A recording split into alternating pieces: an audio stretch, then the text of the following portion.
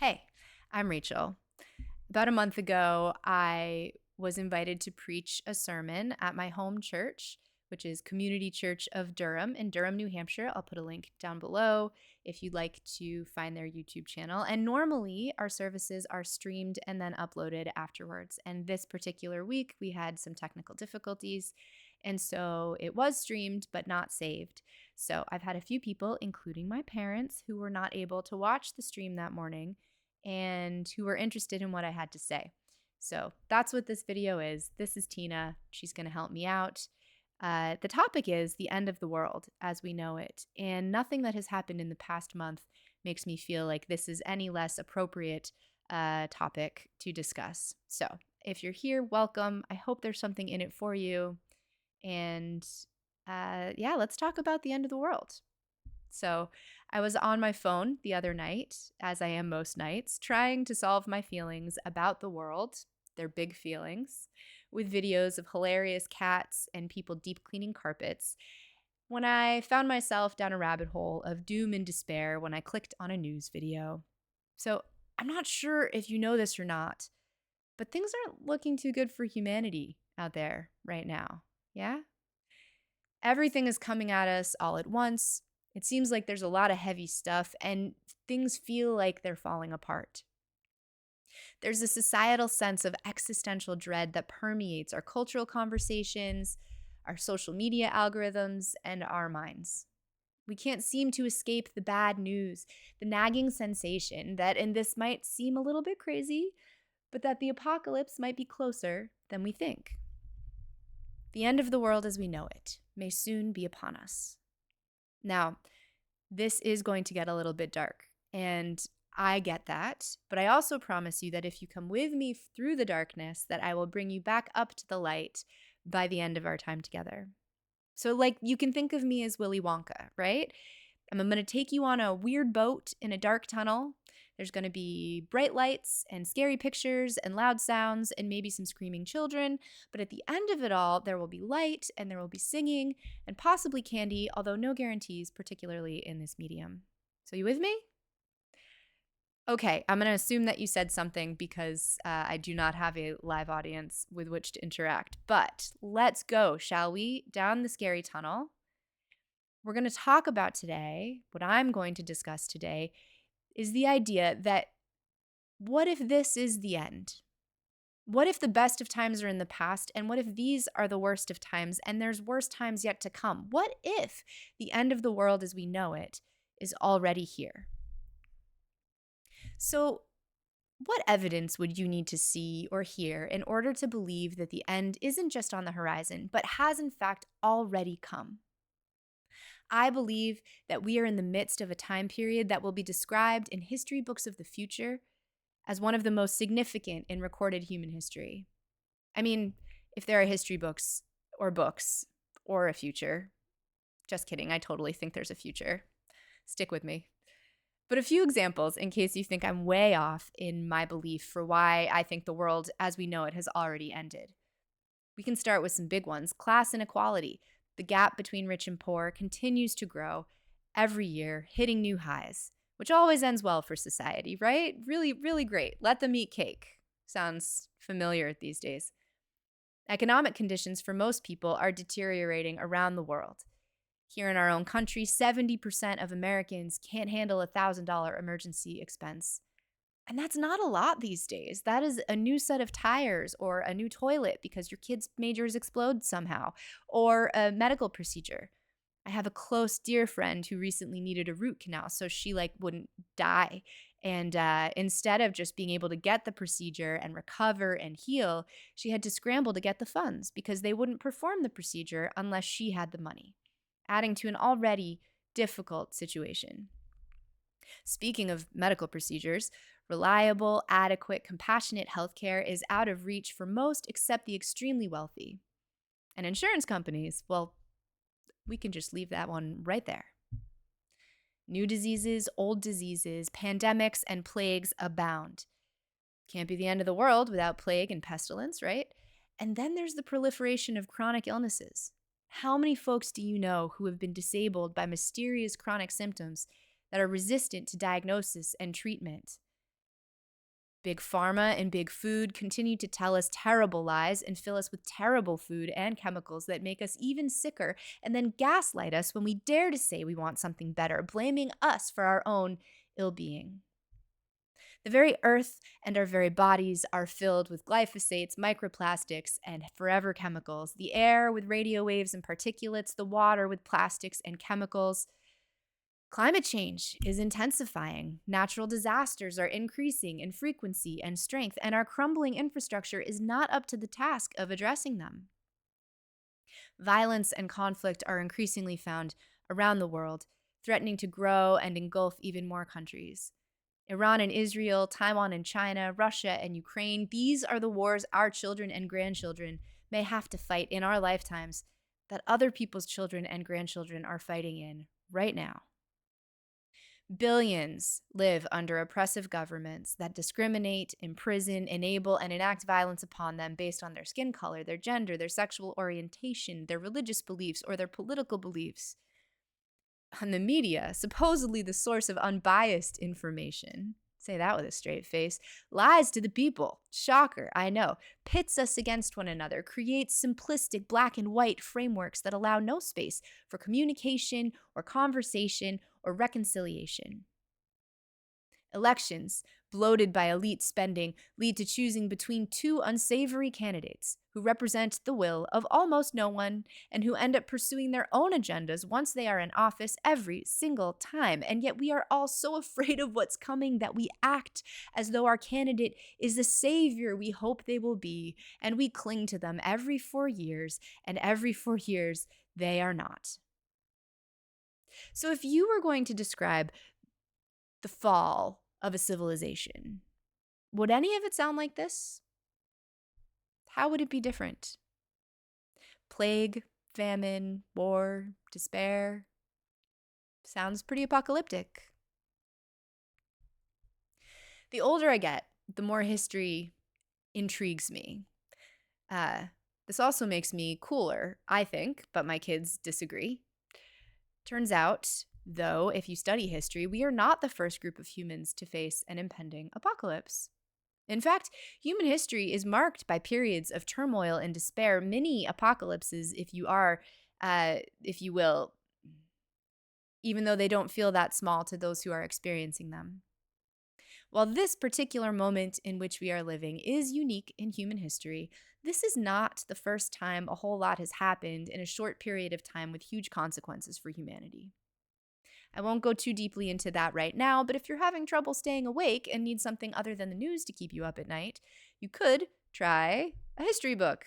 The Fourth Turning by William Strauss and Neil Howe, or Principles for Dealing with the Changing World Order by Ray Dalio are two that I have found particularly fascinating while contemplating this subject.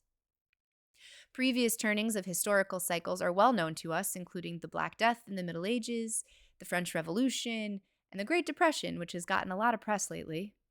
Calamities in which large portions of a civilization's population did not survive, and the remaining population suffered. I believe we are in the midst of one of these cyclical turnings, and we've got a ways to go before things settle again. There are many ways the dominoes could fall into further chaos, but there's no denying the world is a tinderbox. And yes, I recognize that I am mixing metaphors, but if ever a situation called for the mixing of metaphors, this is it. We need all the metaphors we can get. The government can't fix this. Politicians can't fix this. It is too deep and too wide, and we have fallen too far for things to go back the way they were. Closing our eyes to further trouble ahead, using kittens and carpets to numb ourselves to the pain will not get us through this, even if it makes us feel a little better in the moment. And if it does, then go for it. Go switch over to a kitten video and then come back over here. Kittens and carpets are not a solution. There is no way out but through. All right, so that's a lot. I'm sorry, not sorry. I've brought you down. Things are terrible and we are in trouble. I did promise at the beginning that I would bring you back up, so let's start climbing. You, person to whom I am speaking right now, you are the descendant of all the humans who survived. Every person who came before you survived long enough to pass on a piece of themselves to you. You are the expression of countless generations of resilient survivors. Humans have gone through cycles like this before and survived. Not just survived, but thrived. Yes, a third of the world's population died during the Black Death, but 2/3 survived. That is a majority. 25% of the US population was unemployed during the Great Depression, but 75% kept their jobs, and they helped the 25% get through those hard years. When times are tough, we relearn the lessons we forgot when times were easy. We solve new problems with new solutions. We come up with new ways of being together in community. We make alliances. We share our grief. We share our strength. I know there are folks listening who remember stories their parents and grandparents told about the Great Depression, about how they learned from and leaned on one another to get through. These stories, these skills, are our inheritance. We survive because of the connections we have to one another. When we act upon our shared belief in a higher purpose, our faith in a divine one who loves us and of whom we are a part, we lift one another up and we walk into the light. We survive and thrive when we live our lives based on our belief that each of us has value. Each of us is a beloved child of God. Each of us is God with skin on. We share moments with one another, moments that still happen even in the darkest times. A sunrise, a baby laughing, the celebration of a lifelong union, of a life well lived, a song that moves us to tears, a delicious meal prepared by loving hands. We sing, we celebrate, we weep, we walk together. If we look to history, we also learn that hard times do not last forever. And at the end of the world, it is never the end. After every great calamity comes a recovery, a renaissance, an enlightenment, a golden age. Because of what we learn in the hard times to survive, because of the alliances that we make, the innovations that come from those collaborations, there is a resurgence, a rebirth, a resurrection, if you will. We can see this in our own lives, writ small. When we've gone through our own personal end of the world, when someone dies or we lose our savings or our bodies stop working, we are gutted, destroyed, ended.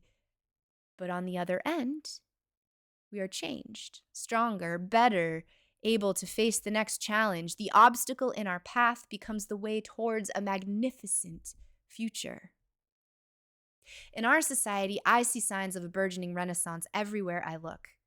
There's a resurgence in interest in independent ways of living, homesteading, chickens, herbalism, the old ways. Not only are we learning the old skills of self-reliance, we are using new technology like YouTube and Facebook to share skills, thoughts, ideas. We can use this new tech for good and growth, not just mindless self-indulgence, navel-gazing, and criticizing the other guy over there who doesn't know as much as me, but it's really easy to say that all over the internet. I see an increased interest in finding ways to be in community, to act in community. There are spiritual awakenings, yearnings for connection with God and with neighbor, a deep hunger for justice and action. The good news, the great news, is that with every end, there is a beginning, and we get to decide what the new beginning looks like. What if we, as people of faith and hope, continued to help one another through the end times, yes, and also began to plan for the beginning times? We get to choose what we want to pass on to the next generation, and I am not talking about who they should vote for. I am talking about deep, baseline ways of being with one another and for one another that we can practice regardless of what is happening in the moment. I am talking about choosing the values we want to instill in our children and grandchildren who will be the architects of the next shining age of humanity. Values like love, honesty, truth, justice, kindness, generosity. So, what does planning for a renaissance look like in practice?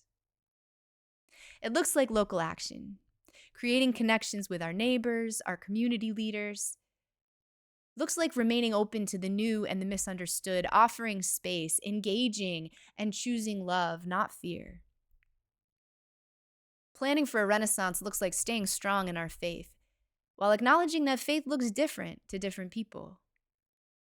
Building a beginning looks like helping one another in times of trouble, because brothers and sisters and siblings, times of trouble are here and they are not over. When we show our children that we show up for each other, they learn to show up for each other. Imagining an enlightenment looks like creating and consuming things of beauty: art, poetry, music, dance, video games. These truths, which persist across time, are the ways that humans have expressed and processed and transmitted their pain and their wisdom across the millennia. We pass our lessons on to the next generations in our art. So go make stuff. Believing in a new beginning looks like focusing on that which connects us to one another, not that which separates us. This looks like taking time to notice and remember and believe internally and externally that each and every one of us is a child of God, a spark of the divine, and so we are worthy of giving and receiving love, and so is our neighbor, even the ones we don't like, even the ones who voted in a way we don't understand. I'm serious. We don't want to build our differences into the foundation of the new world. We want to build the new world on that which unites us. If our religion, Christianity, based on the words of one man who lived thousands of years ago, if the ideas that he preached survived multiple ends of the world, there's a reason for it. The message of Jesus, the gospel, the good news, stripped down, taken away from Constantine and empire and man's desire for power that has infested the church for centuries. Take all of that away, and the good news that Jesus preached is: we are all loved and precious and divine. And the way to be in alignment with that divinity is to love God and love our neighbor. And really just love, because those two things are the same. This good news, in various forms and different voices, has survived plagues, revolutions, and wars. Love will get us through. Cliché for a reason, yeah? In every situation, no matter how bleak, we can always ask ourselves, how do I choose love? How do I show love? How can I be love in this moment, in this space, with this person who's right in front of me? Faith, hope, and love carried our ancestors through the end of their own worlds. Faith, hope, and love are going to carry us too. So, now that we're out of that dark and scary tunnel, let us walk hand in hand and heads held high into the uncertainty that lies before us. Let us mourn the end of the world as we knew it, yes. And let us co-create with joy and hope the beginning of the world we do not yet know. Thanks for hanging out. I hope there is something in it for you. Amen.